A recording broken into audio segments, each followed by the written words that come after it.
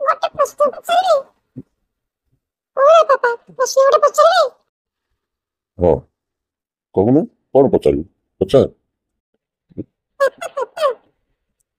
ଆପଣ ମତେ କେତେ ଭଲ ପାଆନ୍ତି? ଆଁ ଇଏ କି ପ୍ରଶ୍ନ? ମୁଁ ତତେ କେତେ ଭଲ ପାଉଛି ମାଲୋ, ମୁଁ ତତେ ନା ମୋ ଜୀବନଠୁ ଅଧିକା ଭଲ ପାଉଛି। କିନ୍ତୁ ହଠାତ୍ ତୁ ଏ ପ୍ରଶ୍ନ କାହିଁକି ପଚାରିଲୁ? ଯଦି ସତରେ ତମେ ମତେ ଭଲ ପାଉଛ, ତାହେଲେ ଗୋଟେ କଥା କୁହ, ମତେ କେବେ ବି ଛାଡ଼ିକି ଯିବାର ନା? ଆଁ ଏ କଣ, ତତେ ଛାଡ଼ିକି ମୁଁ କୁଆଡେ ଯିବି ଲୋ ମା? ତୋ ମୁଣ୍ଡରେ କଣ ଆଜି ଭୂତ ପଶିଯାଇଛି କି? ଆରେ ଇଏ ଛାଡ଼ିକି ଯିବା କଥା କଣ କହୁଛୁ? ତତେ ମୁହୂର୍ତ୍ତରେ ଦେଖିଲେ ନ ଦେଖିଲେ ମୁଁ ରହିପାରୁନି, ତୁ ପୁଣି ମତେ ଛାଡ଼ିକି ଯିବା କଥା କହୁଛୁ? ହେଲେ ପାପା, ନିଶାକୁ ବି ତ ତା ବାବା ଭଲ ପାଉଥିଲେ, ତାକୁ କାହିଁକି ସେ ଛାଡ଼ିକି ପଳେଇଲା? କୋଉ ନିଶା? ଓହୋ ହୋ, ଆଲେ ମା, ସେ ତାକୁ ଛାଡ଼ିକି ଯାଇନାହାନ୍ତି, ସେ ସବୁବେଳେ ତା ପାଖାପାଖି ଅଛନ୍ତି, କିନ୍ତୁ ତାକୁ ତା ବାପା ଦେଖାଯିବେନି। ଏବେ ମୁଁ କେମିତି ବୁଝେଇ ମୋ ଝିଅକୁ ଯେ ତା ବାପା ଆଉ କେବେ ଫେରିବେନି, ସେ ଆର ପାରିକି ଚାଲି ଯାଇଛନ୍ତି। ବିଚରା ସାହୁ ବାବୁ। ହେଲେ ମା, ତୁ ହଠାତ୍ ଏ କଥା ପଚାରିଲୁ?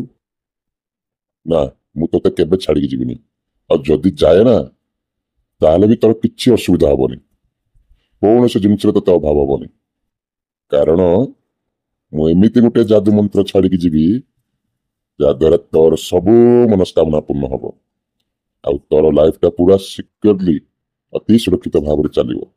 ତୁ ଏବେ ଯେମିତି ପାଠ ପଢୁଛୁ ଠିକ ସେମିତି ପାଠ ପଢି ଦିନେ ଭଲ ଲୋକ ହବୁ, ଭଲ ମଣିଷ ହବୁ, ଆଉ ମୋ ନାଁ ରଖିବୁ, ବୁଝିଲୁ? ସେତେ ଦିନ ପାଇଁ ମୁଁ ତତେ ଛାଡ଼ିକି କୁଆଡେ ଯିବିନି, ମନେ ରଖିଥା। ଓ ମୋ ବାପା, I love you baba. I love you beta. ମୁଁ ତ ମୋ ଝିଅକୁ ବୁଝେଇ ପାରିଲି, କିନ୍ତୁ ଆପଣ ଜାଣିଛନ୍ତି ସେ ଯାଦୁ ମନ୍ତ୍ରଟା କଣ? ଆପଣ ଆପଣଙ୍କ ଝିଅକୁ ସେ ଯାଦୁ ମନ୍ତ୍ର କଥା କହି ବୁଝେଇ ପାରିବେ? ବେଶୀ କନଫ୍ୟୁଜନ ରଖିବିନି ଆଜ୍ଞା, ସେ ଯାଦୁ ମନ୍ତ୍ରଟା ଆଉ କିଛି ନାହିଁ, ମୋର ଗୋଟେ LIC ପଲିସି। ମୋ ଝିଅର ଉଚ୍ଚ ଶିକ୍ଷା ଆଉ ବାହାଘର ପାଇଁ ବୋଲି ଚିକିଡ଼ି ପେଣ୍ଠର ରବୀନ୍ଦ୍ର ଭାଇ ପାଖକୁ ଯାଇ ମୁଁ ଗୋଟେ ପ୍ଲାନ୍ କରିଦେଇଛି, ଆଉ ସେ ଯୋଜନା ବଳରେ ହିଁ ମୁଁ ଏ କଥାଟା କହିପାରୁଛି, କାରଣ କାଲିକି ମୋର କିଛି ବି ହେଇଗଲେ ମୋ ଝିଅର ପାଠପଢ଼ା ଆଉ ତା ବାହାଘର ନିଶ୍ଚିତ ସୁନିଶ୍ଚିତ ରୂପେ ହବ, ଆଉ ଆଡମ୍ବର ଯୁକ୍ତ ବି ହବ। ଆପଣ ବି ଡେରି କରନ୍ତୁନି। ଯଦି ଆପଣଙ୍କର ଘରେ ଝିଅ କିମ୍ବା ପୁଅ ବା ବୃଦ୍ଧ ବାପା ମା ଅଛନ୍ତି, ତାହେଲେ ସେମାନଙ୍କ ଥଇଥାନ ପାଇଁ ଅନ୍ତତଃ ନିଜ ନାଁରେ ମଧ୍ୟ ଗୋଟିଏ ପଲିସି କରନ୍ତୁ।